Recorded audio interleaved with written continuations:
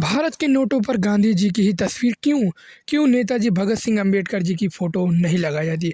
आखिर सिर्फ़ गांधी जी बस थोड़ी ना क्रांतिकारी थे, और भी लोग थे। तो क्या नोटों के पीछे गांधी जी के छपने की क्या कोई कहानी है? तो चलिए एक कहानी को जानते हैं। क्या है पीछे की कहानी गांधी जी की फ़ोटो की? भारतीय नोटों पर महात्मा गांधी की तस्वीर लगाने का निर्णय एक राजनीतिक, सांस्कृतिक और प्रतीकात्मक प्रक्रिया है। आइए इसे अच्छे से समझते हैं और अच्छे से।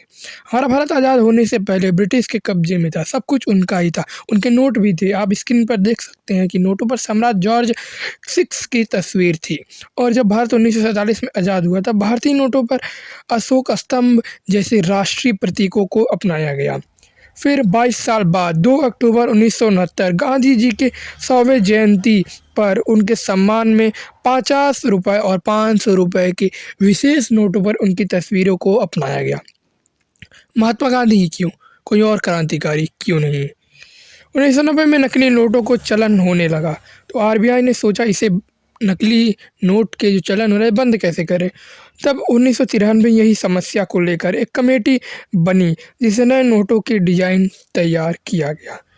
उनके बीच एक आखिरी सवाल था, मतलब आखिरी सही सवाल नहीं था, बहुत गंभीर सवाल था कि किस व्यक्ति का चयन किया जाए नोटों के लिए। सभी विद्वानों ने गांधी जी को चुना क्योंकि गांधी जी में ये 4 गुण दिखे जो बाकी किसी में नहीं दिखे। और आपकी जानकारी के लिए बता दिए, आरबीआई में चूतिए नहीं जाते हैं, विद्वान लोग जाते हैं, बहुत तपस्या करके लोग जाते हैं। कोई हिंदू सनातनी मूर्ख जैसे लोग नहीं जाते हैं, ठीक? कौन-सी 4 खूबी थी? पहला वैश्विक पहचान और सर्वमान्यता। महात्मा गांधी का चेहरा न केवल राष्ट्रीय तौर पर शांति और अहिंसा का प्रतीक था, बल्कि अंतर्राष्ट्रीय तौर पर भी पूरी दुनिया में प्रसिद्ध था। और ये खूबी और किसी में नहीं दिखती है, किसी भी क्रांतिकारी में नहीं दिखती है। दूसरा, सर्व स्वीकार्यता। भारत में कई स्वतंत्रता सेनानी हैं, पर गांधी जी किसी एक क्षेत्र विशेष को लेकर नहीं चलते थे, किसी एक पार्टिकुलर धर्म को लेकर नहीं चलते थे, और वो किसी पार्टी के नेता भी नहीं थे। आप कांग्रेस चिल्लाते होंगे, लेकिन कांग्रेस से उन्हें सलाह के लिए बुलाते थे। वो नेता उतना नहीं थे, और एक राष्ट्रीय नेता थे, भारत के नेता थे, ना कि कांग्रेस के, ना कि आरएसएस के, ना ही किसी मुस्लिम लीग के। तीसरी, सांप्रदायिकता, सौहार्द। गांधी जी एक हिंदू भले थे, परंतु वो सभी धर्म मज़हब के लोगों के साथ लेकर चलते थे। गांधी जी की विचारधारा धर्मनिरपेक्षता और एकता का प्रतीक है, जो बहुधार्मिक राष्ट्र के लिए एक महत्वपूर्ण विचारधारा है। उनके एक इशारे पर चाहे हिंदू हो चाहे मुसलमान, सब एक साथ होके अंग्रेज़ों के खिलाफ खड़े हो गए थे।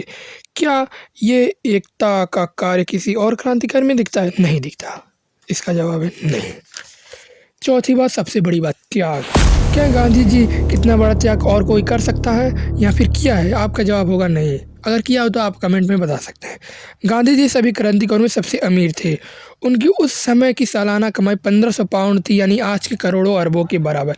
एक साल की कमाई में पूरा देश खरीदने की पावर रखता था वो बंदा। आप खुद सोचिए, अगर आप इस समय 50,000 कमा रहे हैं, एक साल कमाने के बाद अगर आपकी इनकम ना के बराबर हो जाए, तो आपको शायद हार्ट अटैक आ जाए, आप पागल भी हो सकते हैं। जिसमें आपकी इनकम गांधी जी की 0.001% भी नहीं है, फिर भी आप पागल हो सकते हैं हार्ट अटैक से। लेकिन वो बंदा कैसे टिका, आप सोच सकते हैं। लेकिन वो बचपन से ही 45 साल लगातार अंबानी के बेटे जैसे ज़िंदगी बिता रहा था, एकदम अथाह अमीर, एकदम लिटरली अनंत अमीर। लेकिन जब वो मरा तब उसके पास सिर्फ एक गीता, एक चश्मा और एक लाठी बची। आप अंदाज़ा लगा सकते हैं उसके पास वो 16 लाख रुपया उस समय सालाना कमाता था, और लेकिन जब मरा उसके पास 16 रुपये तक की चीज़ भी नहीं बची थी। वो सब पैसा अपना कमाई दान पुण्य में खर्च कर दिया। आप बताइए, इतना बड़ा त्याग कोई और कर सकता है? आज तक किसी ने किया है या कर पाएगा? आपका जवाब होगा नहीं कर पाएगा और ना ही किया है। और कुछ लोग कहेंगे वो गाड़ी पे बैठ के आते थे, भले ही धोती पहनते थे, अपना सब कुछ त्याग दिए थे, फिर भी गाड़ी पे बैठ के आते। तो आपको जानकारी लेके बता दें, वो गाड़ी पे बैठकर नहीं आते थे, उन्हें ज़बरदस्ती भेजा जाता था। भेजता कौन था? सरदार पटेल और सुभाष चंद्र बोस, क्योंकि ये इनके बहुत ज़्यादा मानते थे, हमेशा सिक्योरिटी रखते थे। गांधी जी चाहते पैदल भी जा सकते थे, लेकिन ये लोग उनकी सिक्योरिटी के लिए इनको गाड़ी पे भेजते थे। ये बात आपकी क्लियर हो गई तो आप मूर्ख सनातनी से बाहर हैं। अब बात करते हैं सुभाष चंद्र बोस या भगत सिंह या अम्बेडकर जी की तस्वीर क्यों नहीं है? इन्होंने भी आज़ादी के लिए लड़ाई लड़ी थी, इन्होंने भी संविधान के लिए बहुत कुछ किया था भारत के लिए। तो एक-एक करके समझते हैं, पहले समझते हैं भगत सिंह। भगत सिंह हिंसक विचारधारा के प्रवर्ती थे और हिंसा किसी भी मामले में अच्छी नहीं होती, हमेशा गलत ही होती है। और रही बात अंग्रेज़ों के खिलाफ़ लड़ने की, तो वो लाला लाजपत राय की मौत का बदला अंग्रेज़ों से ले रहे थे। उनके कार्य किसी प्रकार से एकता में नहीं दिखाई देते। उनके कार्य किसी भी प्रकार से वर्ग, किसी क्षेत्र या धर्म, देश के लिए कोई फ़ायदेमंद था ही नहीं उनका कोई कार्य। तो उन्हें कैसे नोटों पे लगा दिया जा सकता? वो भारत के लिए लड़ रहे थे, लेकिन वो समझ लीजिए वो क्या बताया जाए, वो बदला ले रहे थे लाला लाजपत राय की मौत का अंग्रेज़ों से।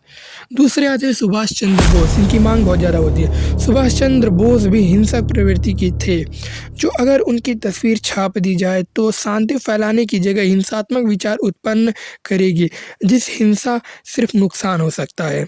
गुलाम जनता थी, अमीर-अमीर लोग गुलाम नहीं थे, गुलाम जनता थी। तो इससे वजह से जनता को लेकर ही, जनता को जागरूक कर कर ही आज़ादी मिल सकती थी, जो गांधी जी ने किया, ना कि नेताजी ने, ना ही अम्बेडकर जी ने, ना ही भगत सिंह ने, ना ही और किसी नेता ने। सिर्फ गांधी जी ने ही जनता को लेकर जनता के साथ चला। और अगर आपको लगता है गांधी जी राष्ट्रपिता के लायक नहीं है, तो आपको बता दें, ये बात कहे कि आप नेताजी पर उँगली उठा रहे हैं। आप नेताजी को, सुभाष चंद्र बोस को चूतिया समझ रहे हैं, क्योंकि उन्होंने ही ये उपाधि उन्हें दी थी। बिना सोचे समझे पढ़ा लिखा व्यक्ति ऐसे ही नहीं किसी को इतनी बड़ी उपाधि से नवाज दे। सुभाष चंद्र बोस ने कुछ सोचा होगा, समझा होगा, और उनके पास बहुत ज़्यादा रहे भी थे, तब वो उन्होंने ऐसी उपाधि दी। तीसरी बात करते हैं अम्बेडकर जी की। इनकी भी चर्चाएँ होती हैं कि इनकी तस्वीर नोटों पर लगानी चाहिए, क्योंकि इन्होंने हिंसा भी नहीं किया है और इनसे समाज का भला भी हुआ है। पर बात तो आपकी सही है, लेकिन इन्होंने पार्टिकुलर समाज दलितों का भला किया था, ना ही पूरे देश का भला किया था। ये योग्य हो सकते हैं, पर इनका योगदान आज़ादी में बिल्कुल नहीं था, इनका योगदान संविधान में था। बल्कि गांधी जी सभी धर्मों, सभी जातियों, दलितों, देश को, सबको लेकर साथ चलते थे और सबके लिए बहुत बड़े-बड़े, अच्छे-अच्छे काम किए हैं, बहुत कुछ किया है। यदि आप जानना चाहते हैं कि सभी धर्मों के लिए, देश के लिए क्या-क्या गांधी जी ने किया है, तो कमेंट में महात्मा गांधी जी का पूरा नाम लिख दीजिए, अगली वीडियो उनके कार्य पर ही होगी। अब बात करते हैं कंक्लूजन यानी कि निष्कर्ष की। महात्मा गांधी को भारतीय नोटों पर शामिल करना उनके व्यक्तित्व को सम्मान देना नहीं था, बल्कि उनकी विचारधारा, जैसे सत्य, राष्ट्रीय एकता, धर्मनिरपेक्षता और अंतर्राष्ट्रीय पहचान, और सबसे बड़ा, एक महान त्यागी के रूप को दर्शाने वाला एक राजनीतिक निर्णय था। आप ही कमेंट में बताएं, क्या और कोई इसके लायक है? अगर है तो क्यों? विस्तार में बताएं कमेंट में।